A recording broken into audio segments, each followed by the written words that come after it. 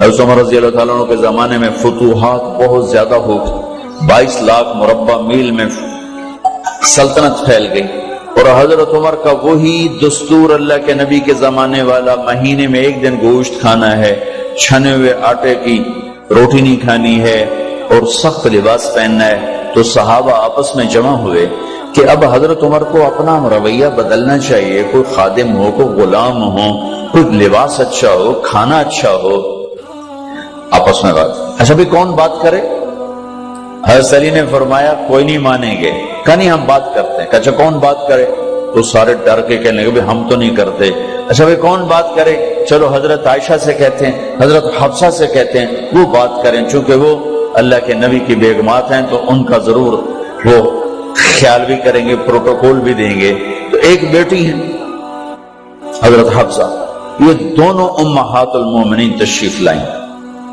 آپ اٹھ کے بیٹھ گئے، حضرت عائشہ نے بات شروع کی، امیر المومنین آپ سے ایک بات کرنی، تو کہو۔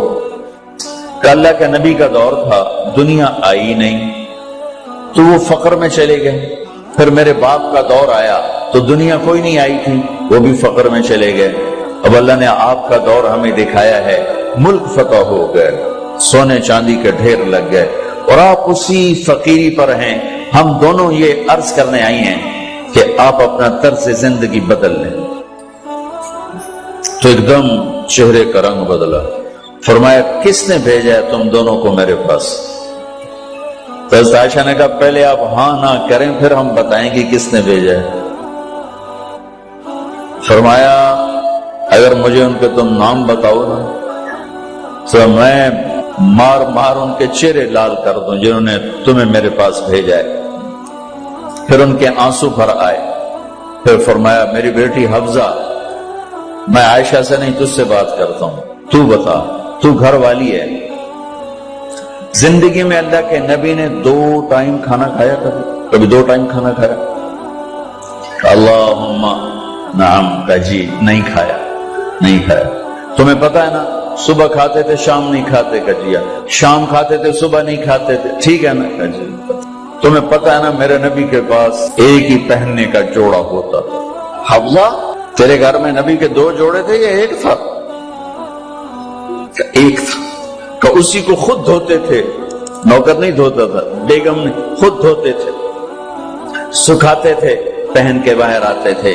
کئی دفعہ ایسا ہوا کہ نہیں ہوا کہ نماز کا ٹائم آیا اور بلال نے آ کے آواز لگائی یا رسول اللہ نماز کا وقت ہو چکا ہے، اور آپ فرماتے تھے بلال ابھی میرے کپڑے خشک نہیں ہوئے، ہونے سکنے پائے، نماز لیٹ ہو جاتی تھی، کپڑے خشک نہیں ہوتے تھے۔